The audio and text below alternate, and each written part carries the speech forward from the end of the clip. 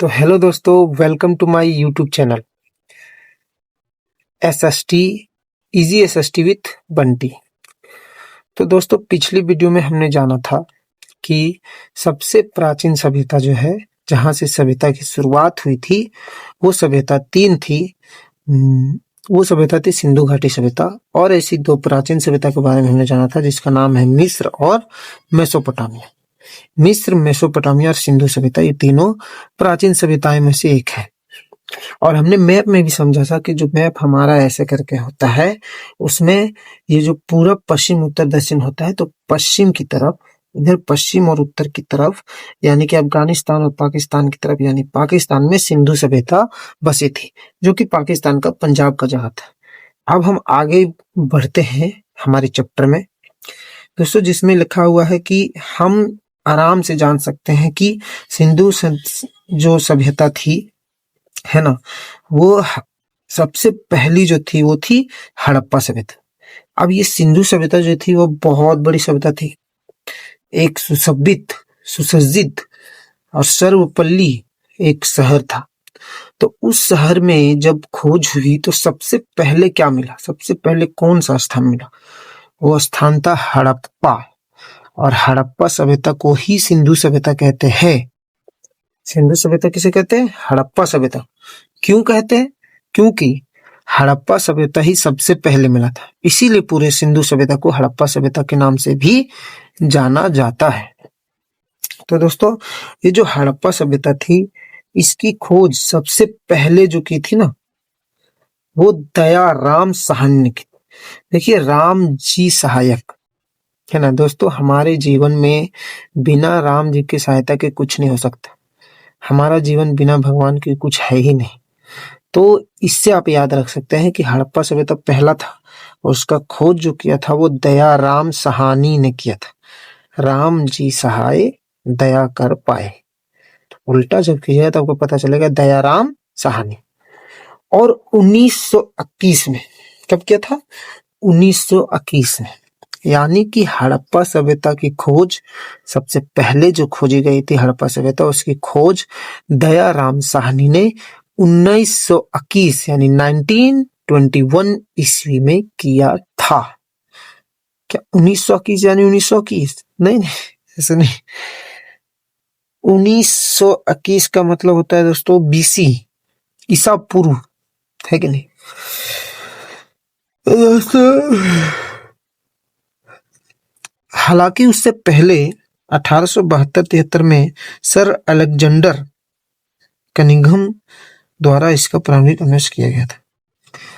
तो अगर मैं आपको समझाऊं जो लिखा हुआ है मेरे किताब में, कि जो दयाराम साहनी ने 1921 में खोजा हड़प्पा सभ्यता को, उससे पहले एक अलेक्जेंडर थे, कनिंघम अलेक्जेंडर, है ना, क्या नाम था?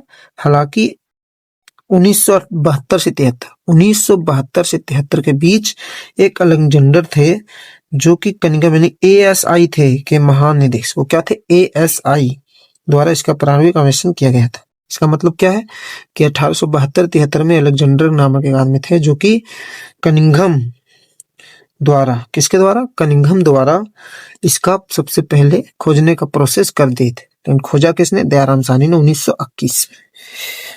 उसके बाद दोस्तों हम ये देखें कि दक्षिण एशिया की पहली नगरीय संस्कृति, ये दक्षिण एशिया। अच्छा, आप बताइए दक्षिण एशिया मतलब क्या समझे? मान लीजिए ये भारत का मैप है, यहाँ पे आपको भारत का मैप नहीं दिख रहा होगा, लेकिन आप समझ जाइए महाभारत का मैप है।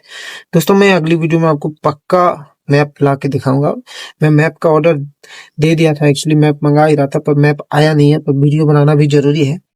तो मान लीजिए ये मैप है, ऐसे करके है भारत देश, ठीक है। चलिए मैं आपको हाथ से ही सिखा देता हूँ, जैसे मैंने आपको बताया था, ऐसे ऐसे ऐसे भारत देश है। तो दक्षिण एशिया का मतलब क्या हुआ? हम जानते हैं कि पूरब पश्चिम, ये हमारा राइट हाथ को पूरब लेना है, ठीक है, राइट हाथ को पूरब मानना है। तो पूरब पश्चिम उत्तर दक्षिण अगर हम माने और हमारे सामने विजुअल करें इंडियन मैप, हम अपने सामने विजुअलाइजेशन, यानी कि हम समझे इंडियन मैप को, तो इंडियन मैप कुछ इस तरह से है। तो दक्षिण पूरब पश्चिम उत्तर दक्षिण हो गया। तो दक्षिण एशिया की पहली नगरीय संस्कृति, यानी कि एशिया की जब बात करें, एशिया पूरा उधर से आया है ना, भारत लास्ट में है, एशिया उधर से आया है। एशिया के नीचे अगर आप आएंगे तो इधर दक्षिण पड़ेगा। तो दक्षिण एशिया की नगरीय संस्कृति उन्नत क्या क्या थी? उन्नत नगर नियोजन, वास्तुकला और सामाजिक संगठन के लिए जानी जाती थी।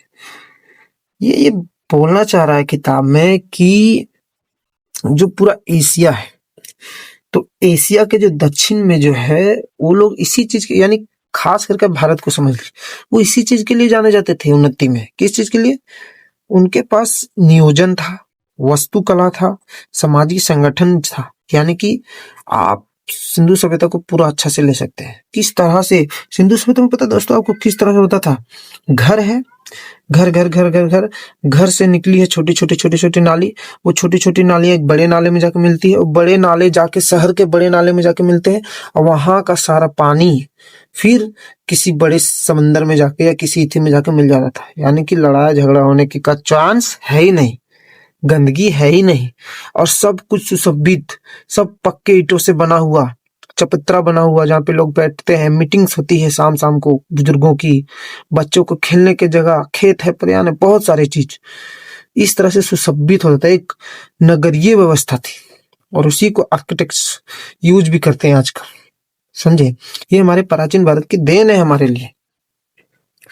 उसके बाद दोस्तों आता है सभ्यता का विस्तार।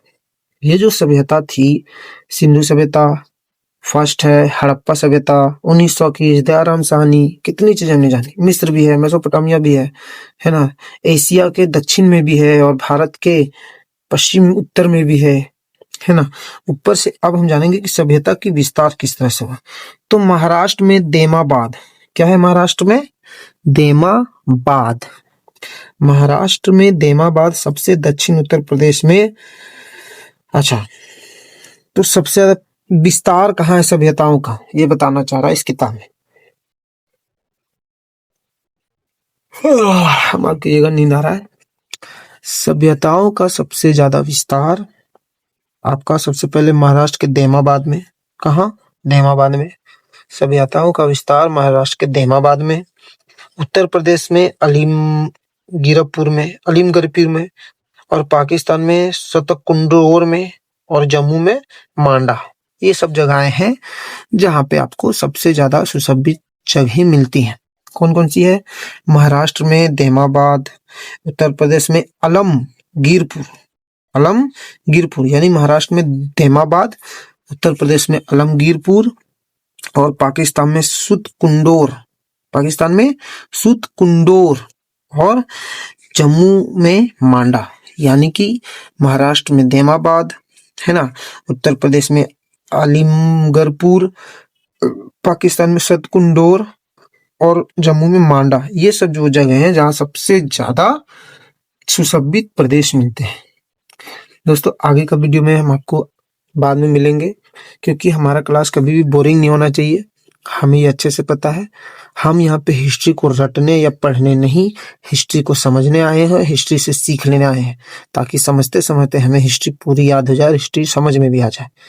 तो अगर आपको वीडियो सच में समझ में आती है, तो मुझे सपोर्ट करना चाहते हैं, तो वीडियो को लाइक जरूर करें, सब्सक्राइब करें, कमेंट करें। आपको कैसा लगता है वीडियो में जो समझा पा रहा हूँ, क्या मैं सही समझा पाता हूँ? इस तरह का कमेंट जरूर करें और मेरा साथ जरूर दें। राधे राधे दोस्तों, जय श्री राम। मिलते हैं अगले वीडियो में। सभी को बाय बाय।